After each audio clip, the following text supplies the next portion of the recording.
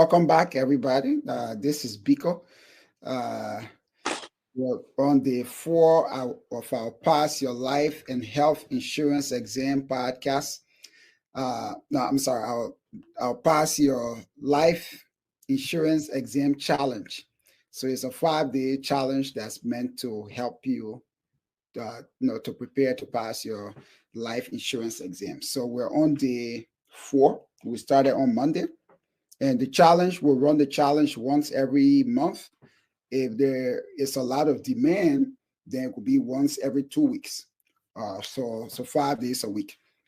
So we want at the end of the 5 days, you should be able to, be prepared or pretty close to being prepared to pass your exam. So we've had 2 students so far. One, Lexi, she came on day 1 and 2, but something came up, so she couldn't continue. So now we have Miss Beverly from the great state of Texas, the Lone Star State. She's here with us day 3 and day 4. She too wants to pass her life insurance exam and she wants to get her license.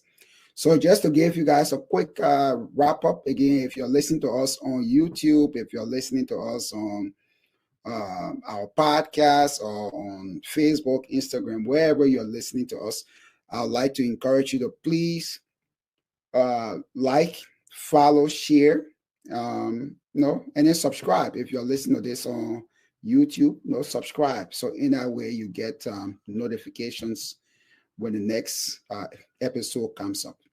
So a few other things to let you know about. So the challenge, as I said, will be once a month. It could be once every 2 weeks, but the goal of the challenge is to prepare you within 5 days. So we call it a challenge for a reason, because we're challenging you to do more than you've done for your studies, right? So you're going to have a lot of assignment at the end of each class. You have tons of assignment to do, a lot of assignment that require a lot of time. So it's going to challenge you. But if you go through everything, you attend all of the classes, and you do all of the homework, you should be pretty prepared to take your exam. I'll say maybe about 80% prepared to take your exam. So that's what we do. Check the descriptions here, the links. We have some things there. We have blog articles that we write every week. So take a look at those articles. If you're watching this on YouTube, take a look at the link for the podcast. If you're listening to this on the podcast, take a look at our YouTube channel. Subscribe. You can also watch this on YouTube. So if you are a member of our Next Level Academy, then this is 100% free, right? It's just $29.99 every month. So you get to attend all the challenges and you have other training. So anyway, let me not talk too much. I have Miss Beverly here. So for those of you who are joining us for the first time, I would like Miss Beverly to again introduce yourself, and then we're going to get rocking. So Miss Beverly, you want to introduce yourself again for those who are joining us for the first time? Yes, sir, Biko. I'm Beverly Irby, Mm-hmm.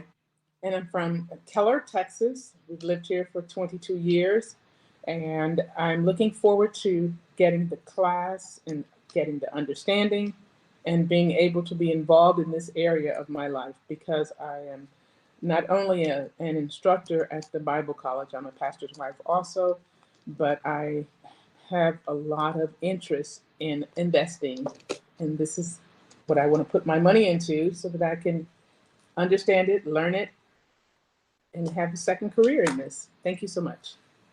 All right. Thank you. Thank you very much, Miss Beverly. All right. So let's get started. So we'll recap. As I told you yesterday, if you don't have any questions for me, I will have questions for you. So now it's my time to turn the tables around, right? To ask you questions. So we talked about policy riders yesterday. We went over, I think, 9 different riders yesterday. So I want you, again, in your own words, without looking at your notes, okay? I want you to explain to the audience what is a rider in your own words. Like, explain.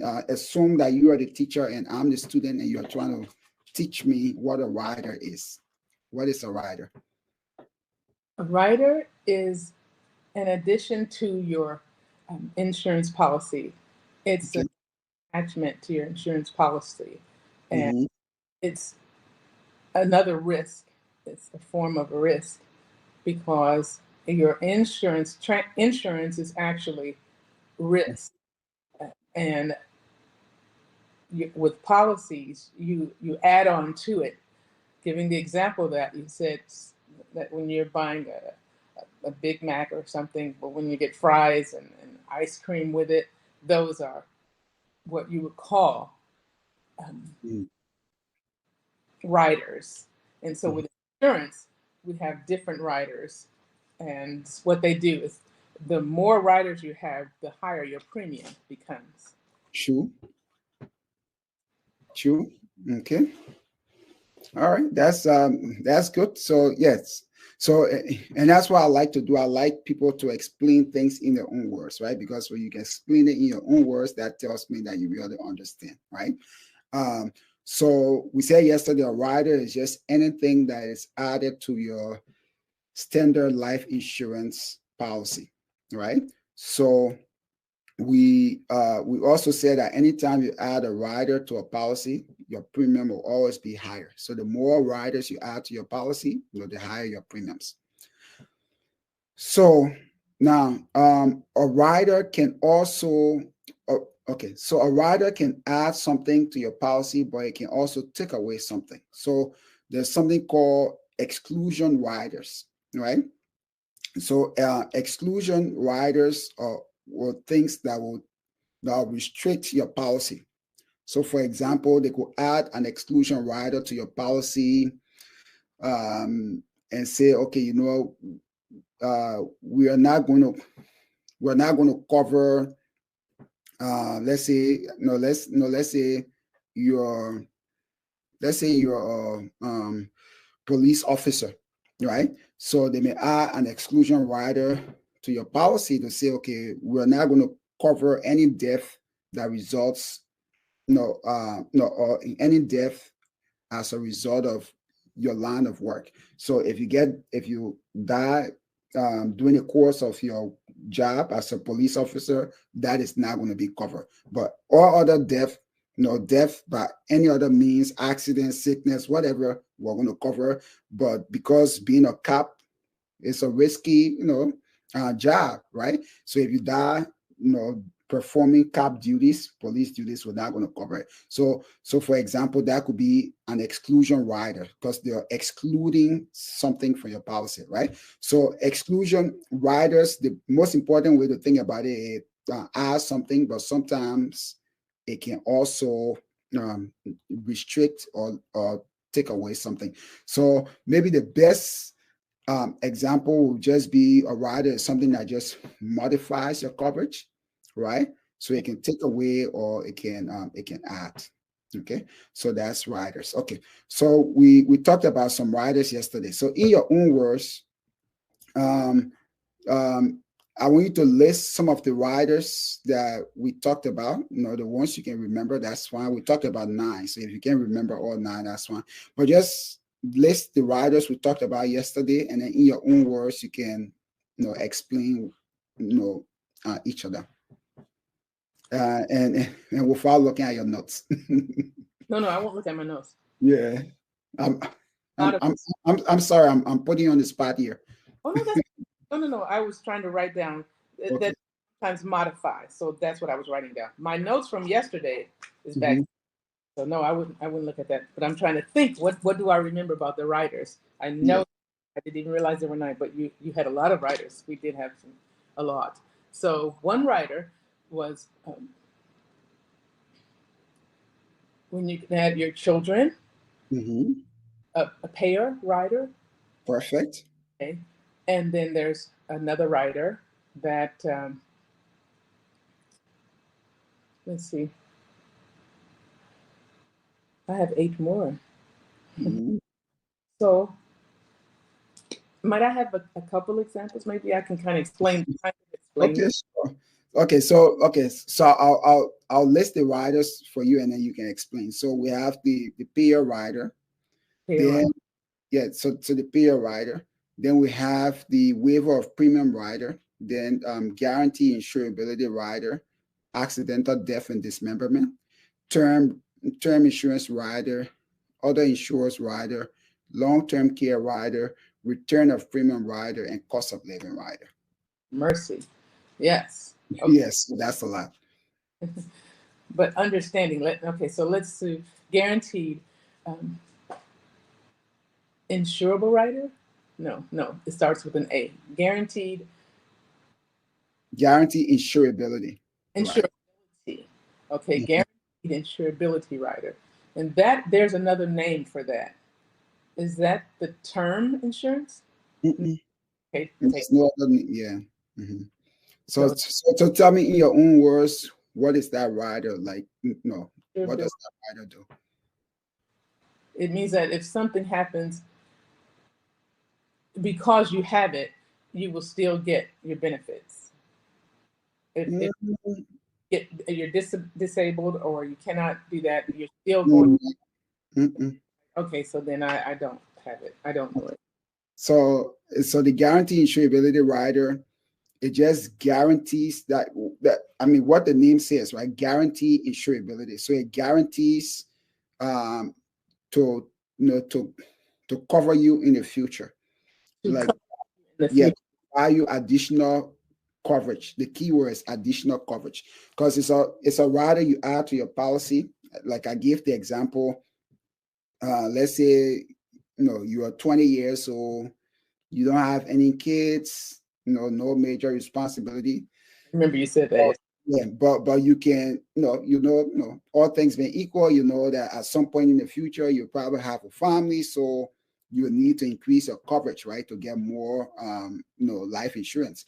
So you can get that rider, like, okay, I don't need it now, but I'm going to pay a little bit extra every month for my premium so that in the future, 10, 20 years from now, when I need to increase my death benefit, now, no matter what happens to me, I could have cancer or whatever it is, the insurance company will have no reason to deny me. I will be able to increase my coverage, get more death benefit. The only thing is, when I do that, my premium will increase, but I know I'm guaranteed for the insurance to increase my coverage. So that's called a guarantee insurability rider.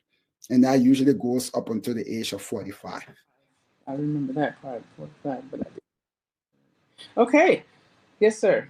Okay. That was a guarantee ability rider that guarantee make sure that you have your Mm, insurance. But with that, it increases your premium if you pay. exactly. So yes, the increase. Okay, so tell me everything you know about a long-term care rider. Long-term care rider. Mhm. The long-term care rider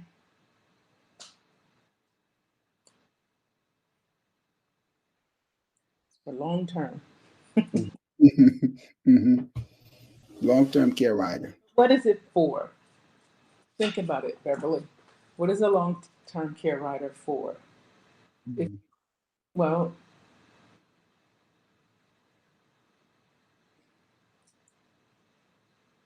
I can't tell you what it's for, but I know it has to do with in the future, but it's not like the guarantee insurability rider.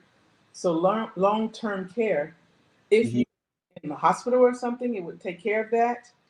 Exactly. So if you have long-term care medical needs, it's going to pay you a percentage of your death benefit. That's right, and it comes out of your death benefit, Exactly. the money in your death benefit. And you receive the death benefit. Is it taxable or is it tax free? It's tax-free. Perfect, tax free. And and what are the requirements for you to be able to get that death benefit under the long term care rider? Like, what's the requirement? Long-term care rider, Hmm. you have to have had something for over 90 days. Yes. And then what else?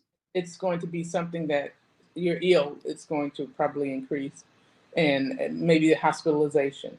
But it's not just something that you can get over, it's something permanent. Okay. But like in order to get that, what okay, what's the triggering event? So we have one, you have to be, sick for more than 90 days, long-term care. But what is the other trigger? You need two triggers for you to start receiving long-term care benefits. What's the other trigger? You need to be hospitalized. Yeah, I mean, you don't necessarily, I mean, yeah, you could be, but you don't have to. You're not going to be cured from. Isn't that right? Like it's some. Yeah, I mean, you could be cured from it, but it has to last at least 90 days. But what's the other trigger? You must be able to not, you must not be able to perform something, like what's that trigger? Oh, feed yourself. Uh, Okay. And Natural things that a person feed yourself, clothe yourself, work. No, okay, and work. okay, and what are those called? Those are called everyday life things. Okay, so on your exam, it's called the activities of daily living. Oh, Activities of daily living. daily living. So in order to trigger that rider for you to start receiving benefits, you must not, Be you able know, to. uh, like a licensed medical provider must be able to certify that you cannot perform at least two activities of daily living. And we say, what are those activities of daily living? We have um, um, personal hygiene or grooming, right? So like you must be able to brush your teeth. You must be able to bathe yourself, stuff like that. So your personal hygiene. So can you perform, your personal hygiene? That's one. The other activity or daily living is, are you able to, to dress yourself, like put on your clothes and all of that? Then the third is toileting. Like, can you toilet without needing, any assistance? The fourth, the fourth one is transferring or being able to walk. And then the fifth one is eating. And then there's another one. Did I include um, bathing? You said bathing. Yeah. Okay, yeah. So those are the six. So you have those six. Okay. So number one, do your daily activities. One is personal hygiene. Two, Mhm, walk, eat. exactly. Okay. What I'm missing one. Okay. Which one are you missing? Personal hygiene, Hmm. walking, eating, bathing, Hmm. regular toilet that brush your teeth. Okay, so let's go right again. So personal hygiene, grooming, dressing, toileting, walking, and eating, and So then what? let's add bathe in there also, bathing. Yeah, so those are six. 2, 3, 4, 5, 6. Very good. Okay. Yeah, so once a licensed medical professional can can certify that you cannot perform Two out of two of those, and whatever medical condition you have has lasted for at least 90 days where you cannot perform, or where you could not perform two of those activities of daily living, then the insurance company will now start to give you some, again, it could range between 1% to 5% of your death benefit every single month. So if you have $1 million um, uh, insurance policy, then the insurance company could give you 2%, which will be about 20,000 every single month, tax free, until your death benefit runs out, or until you um, um, recover, whichever one comes first. So let's say that may only last for 6 months. Maybe during those 6 months, you can't walk, or you can't talk, you can't feed yourself, you can't bathe yourself. Then you'll get. But once you recover and you can perform those activities of daily living, then then your long-term care benefits will stop. Okay. Yeah. Thank you for explaining it again. You're welcome. 5%. Okay. I just want to make sure you understand that, because as I said, chapter 2 will make up about a third of your exam. So if you fail it, you're going to fail your exam. So I want to learn these writers. I haven't learned them. I was equated. Again, I haven't learned them, and I can tell. I only knew one, and I was so there are 8 that I need to know. So 8 more. Yeah. So let's do one more rider. So in your own words, tell me everything you know about the cost of living rider. Okay, the cost of living rider. The rider that, based upon the inflation, and premium will not increase because the rider, you've already purchased it, the cost of living rider, so that even if it's inflation goes up and down, your rider will stay the same. Is that right? That's not right. You remember, so it's a rider, so your premium will always increase, right? So think about it, the cost of living rider will automatically increase your death benefit every year as the as the cost of things increase, right? Or as inflation goes up. So if the cost of living, because we said yesterday, we know that prices will always go up, like house prices are going up, rents are going up, groceries, price of groceries going up, like the price of almost everything is increasing, right? So the cost of living rider is just meant for your death benefit to keep pace with inflation. So every year that prices go up, then your death benefit will automatically be increased by that amount. But when it happens, then know that your premium will also increase, because every time your death benefit goes up, because you have a higher death benefit, so your premium will also be increased to match that. And we said that they usually link the consumer price index, because the consumer price index measures inflation. So they'll usually match the percentage of the consumer price index. So if the consumer price index goes up by 5%, like we know, I think, was it 2023 or 2022? I think inflation was around 9%, right? So in that case, if inflation is 9%, then your death benefit will automatically increase by 9%.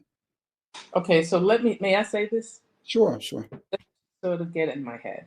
So the cost of living rider is a rider that keeps up with the cost of living, which means like everything goes up every year.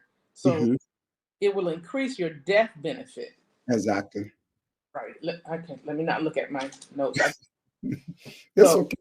No, it will increase your death benefit, which means premium will increase.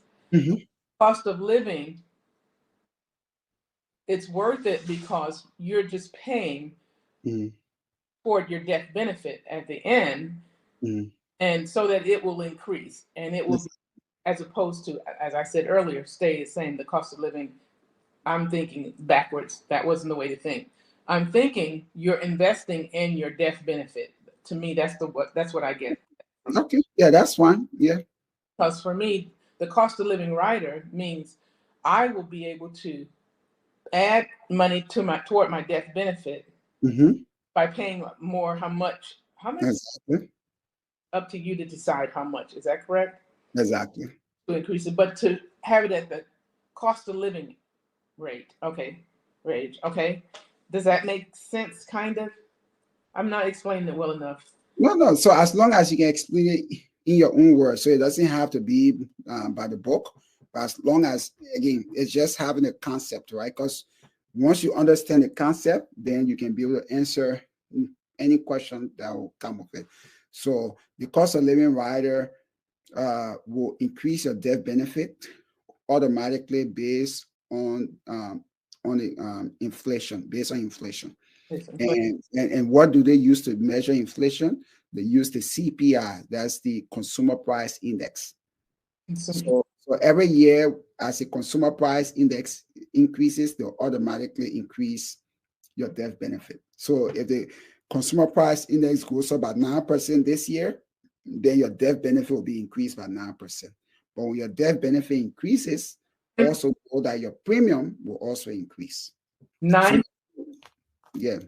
Okay, so I really think I have a better picture, because what you're saying to me is that because you use the cost of living debt rider, right?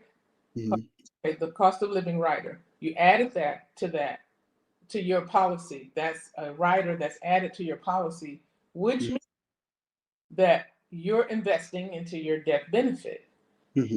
Whatever the cost of living is, your death benefit will increase whatever the cost of living is, which means automatically increase, but automatically your premium will increase. Exactly. So it costs you to do that. So it's worth because you're paying for your death benefit for your family. Yeah. Okay. I think I have a better picture. Okay, that's good. All right. But it's just one more. You say what? No, sir. I said nothing. Well, oh no, you're trying to ask a question or something. I missed it. I was just saying it took me a while, but I think I have a better picture. Oh yeah. Yeah. I mean, it takes time to understand, and I'll tell you, like most people have problem with chapter 2, like the policy riders provisions. Most people have a problem with it, but I tell people you want to really take your time and understand that, because if you score less than 50% on that part of the exam, your chance of passing is almost zero. So like you have to really, because about a third of your exam, for example, if you live in Washington, D.C., about, I think 35% of your exam will just be on that. So it's a big part of the exam. So yeah, we'll have to understand. So I can see that you still need some help with that. So you can go back to chapter 2. You have to self-study, go back, watch the videos, do the practice, questions, the lessons and stuff. But make sure you're scoring at least 80% in all the lessons, to just make sure you really understand that. Yeah. All right. So let's move on here. So that was just a recap of policy riders. So now we'll move on to the next section for chapter 2, which is policy provisions and options. Okay, policy provisions and options. So, America is a big country. I mean, you have 300 and something million people. You have 50 different states, and every state will do things, in a different way. So the National Association of Insurance Commissioners, NAIC, National Association of Insurance Commissioners, and that organization is comprised of the heads of all the state insurance commissioners, right? Because every state has a commission or department of insurance. So the person who heads that is called the commissioner of insurance. Now, in some states, they'll be called, the director of insurance. They'll have different names, but it's all the same. Whoever is in charge. So all the 50 states, the commissioner of insurance in all 50 states, they got together and say, okay, you know what? Let's try and create some national standard for life insurance, so that if Texas wants to add a little extra, to their, standard life insurance policy, that is fine. If California wants to do something different, or New York, that is fine. But at least all 50 states will can agree to some minimum standard that, okay, that people who get life insurance anywhere in America should be entitled to certain provisions, no matter what state you live in, some minimum standard. So that is how come they came up with with standard life insurance provisions.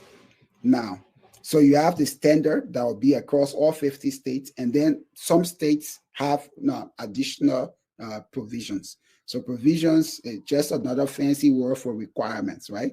What your life insurance must have. So let's take a look here. So the first one we're going to talk about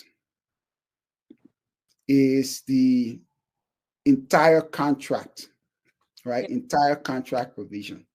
Entire Yeah, provision. yeah, entire contract. And this one, 100% will be on your exam. No, it doesn't matter what state you are in, 100% will be on your exam. Okay. It's something that is always tested on the exam. So entire contract provision. What that means is because we know that insurance, it's a legal contract.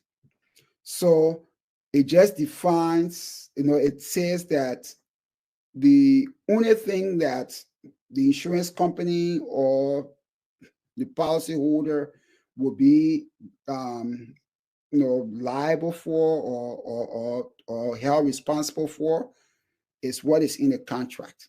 If it's not in the contract, whether your agent told you something else or the insurance company underwriter called you on the phone and told you something else, but if it's not in your contract, then it's void.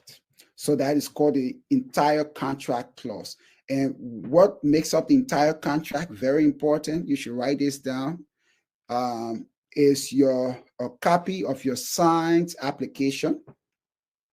Okay, wait just a moment. Uh, What makes up the entire contract. So it's a copy of your signed application. Okay. So a copy of your signed application, your policy, your insurance policy, any riders and or amendments. Okay, so there are four things. So a signed copy of your application. So when you fill out your application, they're going to attach a copy of your life insurance application to your policy. And then any riders, let's say you want to get the guarantee insurability rider or the long-term care rider, they're going to attach that, and any amendments. Those four things make up your entire contract. So anything outside of that, right? Like your agent could write you a letter and tell you, oh, Miss Bev, your policy will do X, Y, Z. If it's not in your contract, if it's not part of the application or your policy or riders or amendments, it's considered void. So those four things make up your entire contract, and it's called the entire contract clause. Any questions on that? the entire contract? Mm-hmm. Yes, the entire contract. Where is that from? It may be called entire contract provision, entire contract clause. It's all the same thing. Okay, entire contract provision or the entire contract clause. Yes. Okay.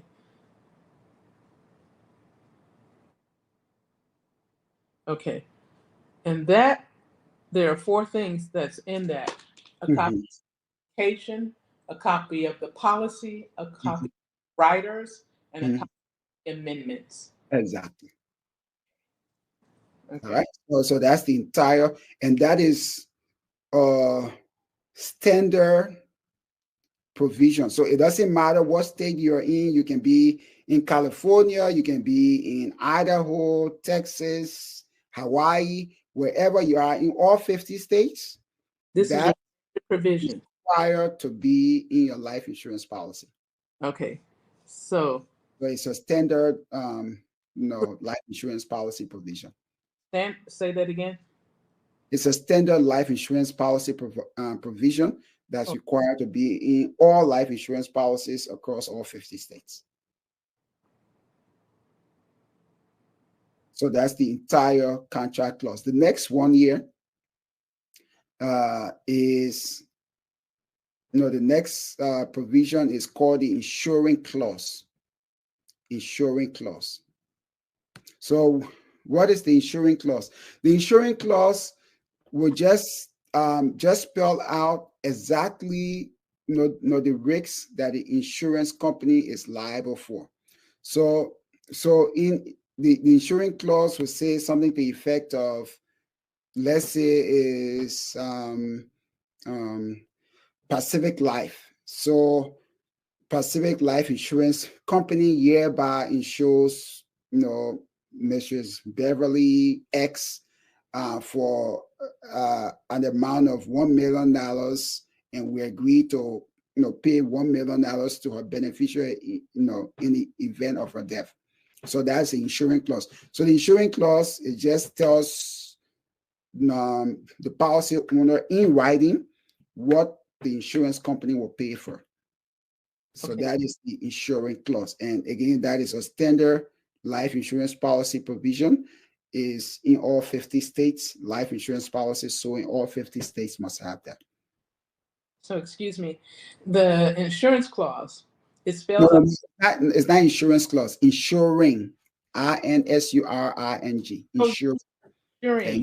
Yeah, insuring clause. Insuring, and I call it insurance. The Yeah. insuring clause. Yeah.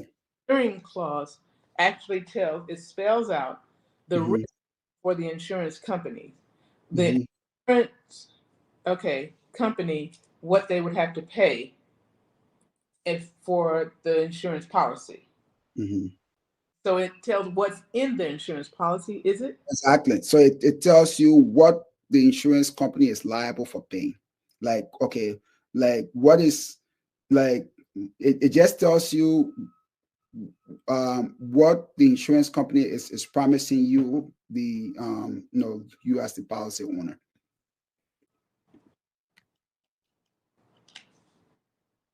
Yes, I have it. Okay, so in other words, it's just the insurance company's written promise to pay benefits.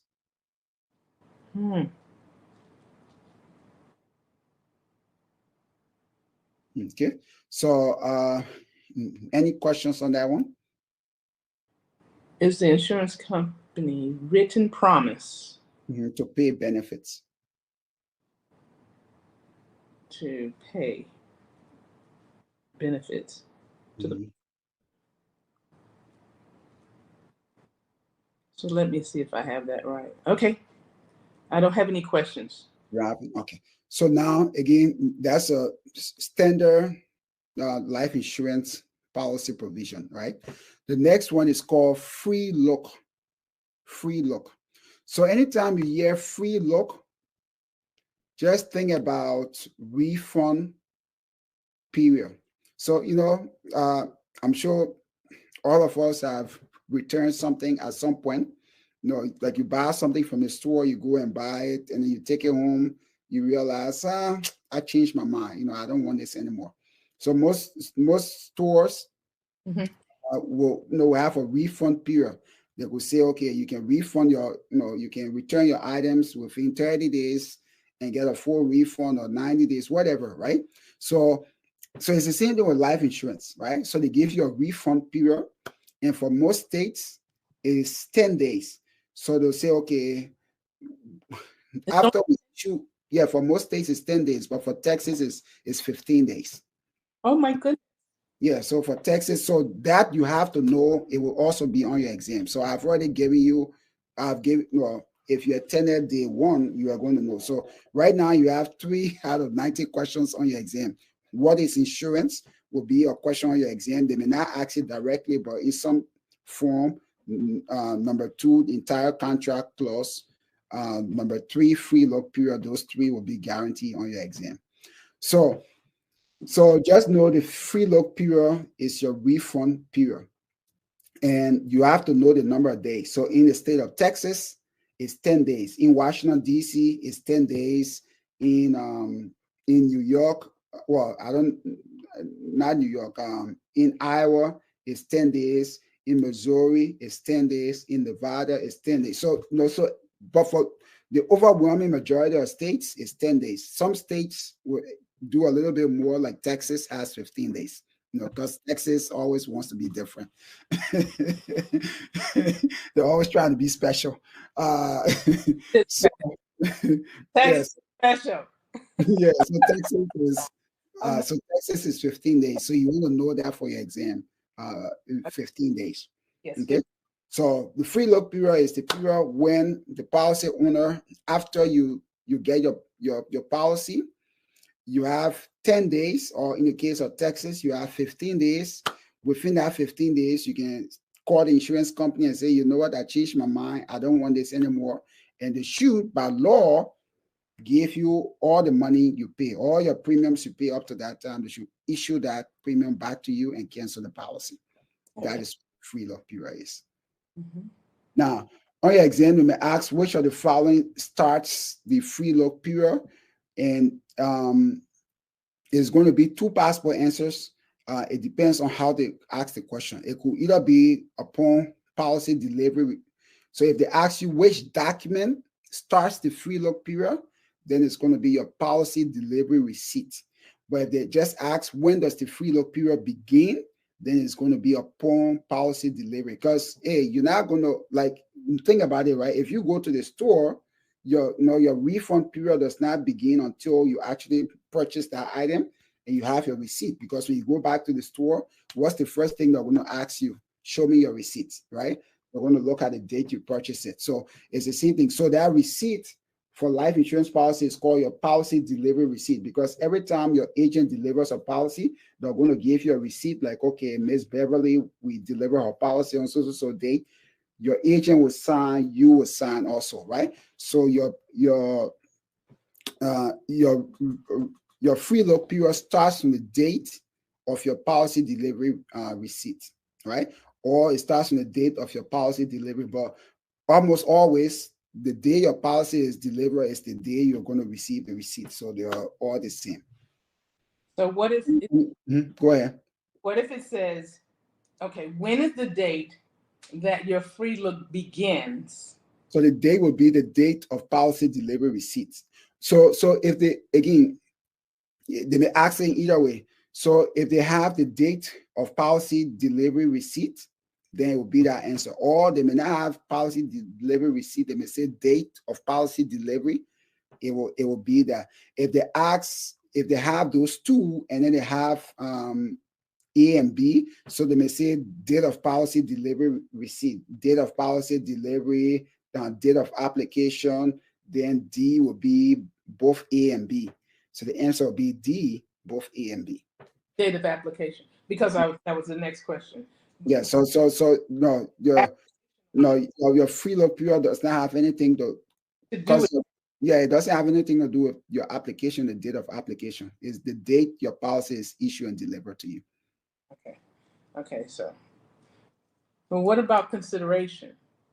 Perfect. And we're going to get to consideration. Let's see where does consideration come next. Okay, so perfect. So let's go to consideration. So consideration is the next provision in life insurance, right?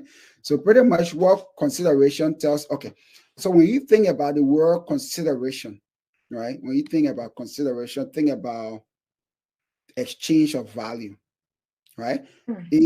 In order for there to be a legal contract, you must exchange something of value.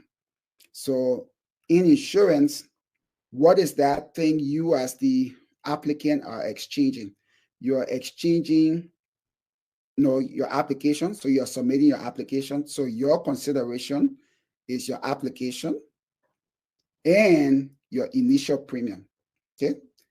This one has like say about 70 to 80% chance of being on your exam. So exchange of value. No, say yes. So exchange of value. So that means you give me something and I give you something. Okay. Yeah. So exchange of value. Yeah, exactly. So for you as the applicant, what is something valuable you're giving to the insurance company? Well, you're giving your initial premium and your application. So on your exam, if they ask you what is the applicant's consideration for a life insurance policy, the most correct answer would be submitting their application and paying the initial premium. But if they don't have both of them there, and now if they have both of them there, then will be those two will be the correct answer. But if they have either one of them, like let's say if they have submitting your application and there's nothing there that has to do with paying premium, paying initial premium, then submitting application will be the correct answer. Or they may have paying initial premium, but nothing about submitting application, then paying initial premium will be the correct answer. But if they have both of them, then the most correct answer will be submitting the application and paying the initial premium. So that is the applicant's consideration. That is what the applicant is giving to the insurance company. Now, what is the insurance company going to give in return? Well, the insurance company is going to issue the policy, and they're going to promise to pay death benefits, right? So that is what the insurance company is giving in return. So I gave you something, you gave me something. That's consideration. I like that. Any questions about that? And then the other thing you need to know about consideration is that it is one of the 4 legal elements. It's one of the 4 elements of a legal contract. We'll get to that in chapter 3, so I won't want to jump ahead. But know that it's also one of the 4 elements of a legal contract. Yes, consideration, right. Okay. Application, so the offer and agreement. Okay. Yeah. Okay. All right. Any questions on consideration? Is it clear? Is there more for me to, because if they have on the question, say, okay, which one is it's consideration. See, when I think of consideration from all the little training I've had with the other exam FX, I think money. Exactly. Money, but it's not just limited to money though. It's not, yes, money is the main thing, but also your application, submitting your application is also part of your consideration. Okay, so then see that makes a difference. So I missed that on the test because I thought about consideration. They said think of it as money. I thought, oh, okay, money. So no, if they have no application and they have money and they didn't finish completing the application. So okay, thank you so much. You're welcome. All right, so we'll go to the next thing here on our list, and the next one here is owner's rights. So just like when you own a life insurance policy, you have certain rights. So the owner's rights provision will just spell out, with state in writing all of the rights you have as an owner of that insurance policy. So what are some of those rights? You have the right, and it's a responsibility to pay premiums, right? You as the owner have the right to name, beneficiaries. So you have the right to name beneficiaries. You have the right to change beneficiaries. You have that right. You also, go ahead. How many owners' rights are there? I don't know. Well, on your exam, they're not going to ask you what's the number of rights an owner has. No, they will never ask you that. I'll go through all of them. There are at least off the top of my head, there will be at least 5, maybe up to 10, between 5 and 10. But I'll list the most important ones to you. So paying premium is one of them. Paying premiums. Paid premiums. Okay. Yeah, so you are responsible for paying. Like, think about it. If you own a house, who is responsible for paying the mortgage? You, right? Yeah. You as the owner. So paying premiums. Also naming the beneficiaries. So naming beneficiaries. For example, I know one of my clients, and this just happened last week. Okay. Now I guess one of her kids is not acting right. He's getting into crime and all of that. So she got upset, like, you know what? I don't have time for this. I'm moving you for my insurance policy. So I'm like, are you sure you want to do that? She's like, no, I want to remove him from my insurance policy. I don't want to have anything to do with him. So she filled out the form and emailed it to the insurance company, and they took him from a policy, right? So you as the owner, you have the you have the right to remove beneficiaries, add beneficiaries, name beneficiaries. So that's another right. The third right you have as an owner is you have the right to assign your policy. So you can assign a portion of it or all of it. Now, what does assign mean? In insurance, again, they'll use all these fancy terms, these big words. Assign just means transfer. It's just a transfer of ownership. So that's what a lot of people don't know. So if you have life insurance, you can actually transfer ownership of that life insurance to someone else. Really? Right? Okay. Yes. Because it's your property, right? So you can transfer ownership to someone else. Okay. Yeah. So let's say you have your life insurance and you say, you know what, I want to transfer ownership to my daughter. You can transfer ownership to her. So your daughter would not have to go through like a new application and all that. She just transfer ownership. She takes over paying premiums and and the life insurance is for her. Perfect. So that's called again. So on the test, they're not going to use small words. Again, on your test, they're going to use these big words to confuse you. So when you see transfer, when you see Assign. it means transfer of ownership. So you can either transfer a portion or you can transfer all. All right. So that's the third ownership right. You as the owner, you also have the right to cancel your policy. You can wake up tomorrow morning and be like, hey, you know what? I can't afford paying this premium anymore, or maybe I don't want it. You can, cancel your policy. Again, they're not going to say cancel your policy. They're going to use the big word surrender. So for example, just know that surrender means to cancel your policy. Oh, cancel. Yeah. Okay. So when you're surrendering something, it's like, okay, I don't want it anymore. I'm surrendering. I'm giving it up, right? So when you surrender, you're giving up the policy. That means you. Exactly. So you can you have the right to to cancel your policy. Any questions so far? No, sir. Okay. So again, those are just some of the rights you have as a policy owner. Those are the most important ones you have to know for your exam.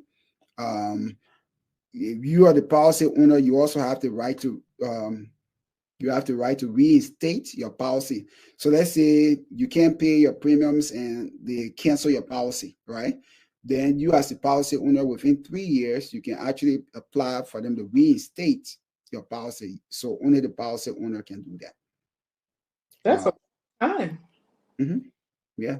That's good. Yeah, within 3 years. So as an agent, just a little field training. So as an agent, you want to tell your clients, hey, they may come and tell you, oh, Miss Bev, I can't afford my premiums right now. I just lost my job. I'm going to lose my insurance, blah, blah, blah. Just tell them, okay, that's fine. Don't cancel it. Let the insurance company cancel it, because if the insurance company cancels it, then by law, you have 3 years where you can apply for them to reinstate it. And most people don't know that. It's the same thing in Texas. So you have 3 years. You can again, we'll get to reinstatement. We'll talk more about it. Yes, sir. Yeah.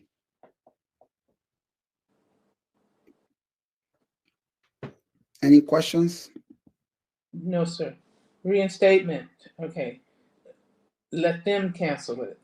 Exactly. So if your clients, even if they don't want the policy anymore, always let the insurance company cancel it. Because if because people change their mind, right? If the insurance company cancels it, then within 3 years, if they change their mind and they want it, they can always go like I had the same thing with one of my clients, because she couldn't afford insurance payment. She wanted to call and cancel. I said, please don't do that. Let them cancel. So they cancel it, and then things turned around for her. She's in a better financial position, and I think she did that in 2021. Yeah, so it's been 2.5 years, beginning part of 2021. So it's been almost 3 years. So she did that April 2021. So she just called me like, oh, is it, I want to buy a new policy because I can afford it now, blah, blah, blah. I said, no, you don't have to buy a new policy. You cancel in April 2021. So you still have 3 more months. So let's get your paperwork in to reinstate your policy. No. So, yeah, because when you reinstate, your Yes. premium will be the same versus now you're 3 years older, you go and get a new policy, your premium will be higher. So Now, again, why will it still be the same? Why? Because you did not cancel? no. The insurance company cancel, but your policy, everything will still be the same. All of the terms, the premiums, everything will still be the same. But So, what? so that's the advantage of Oh, reinstating than getting a new policy. but because you didn't get a new one, you can just reinstate it. But then, but it's based upon the age you were 3 years ago. Mm-mm. So that's the benefit of reinstating. So when you reinstate, well, let me just put a caveat on it. So it depends on the insurance company, but most insurance companies, when you reinstate it, everything. So when you reinstate, it's like your policy was just dormant and it reactivated, right? So when you reinstate it, is you're not applying for a new policy, because every time you apply for a new policy, they'll take into consideration your current age. So you're not applying for a new policy, you're just reinstating what you already had. So all those terms and conditions, your premium, everything will be the same. All you got to do is submit a new application to prove that you're in good health and you want to pay back all the, let's say if it was 2 years, you were absent, it was expired, you want to pay back all the premiums for those 2 years, and then they reactivate you. Oh, okay. Okay. Yeah. So that's one of the advantages of reinstating than getting a new policy. But when you join the Growth Academy, that will be for new agent training. Those are some things we're gonna go over. Yeah. So just know, this one is not going to be on your exam. No, I'm just doing like which one is better, reinstate. No, but just a little few training. All right. So I know within it's 4 o'clock, almost 4. So I'll stop here. Yeah, I'll stop here, and then I'll have you ask any questions, because from 2 to 4, I know we spend almost an hour trying to get some technical stuff out of the way, but we'll try and cover as much tomorrow. The good news is, being a member of the membership, the Next Level Academy.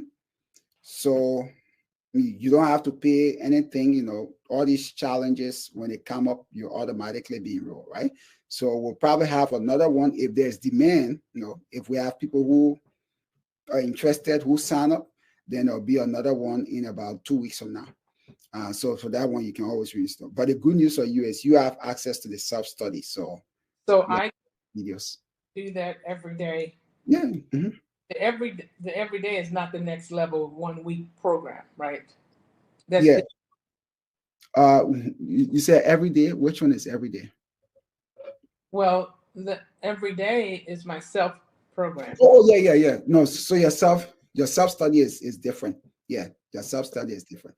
So do your self study course again. If you go through everything, the self study, you will pass. The only difference with the self study, again, that's what the word self study.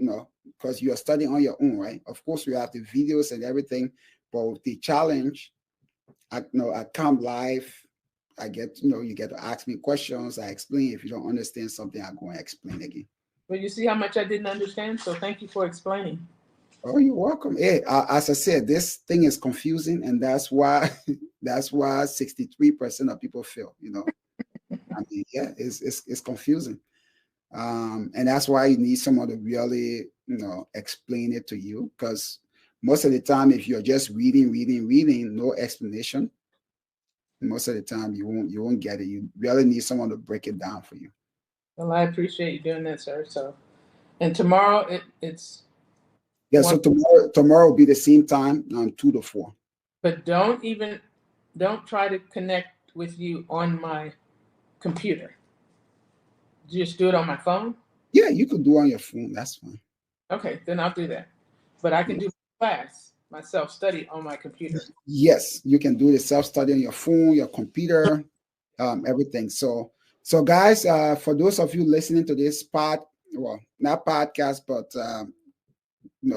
like a excerpt of this challenge. I hope you're enjoying it. If you want to be like Miss Beverly and join and ask questions, have me one-on-one, then I urge you to join our Next Level Academy. We're going to have the link for you in the description, and you can sign up. The good thing is we have a 5-day free trial, so you don't have to pay anything.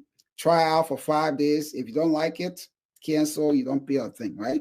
But after 5 days, if you like it, then it's just on $29.97 every month, which is less than the price of filling up your tank. So thank you very much, Ms. Bev. Before we wrap up, any questions, anything you want to add, Ms. Bev? I'm just very grateful for you and the way you break down things. It helps me to get a better picture. So when you ask me questions tomorrow, I probably should know more. All right. I'm ready because I'm going to put you on the spot tomorrow. I don't. They just know Miss Bev. They don't know. All right, Miss Bev, you have a great day, and for everybody else, have a great day, and we'll see you next time. All right. Thank you, sir. You're welcome, Miss Bev.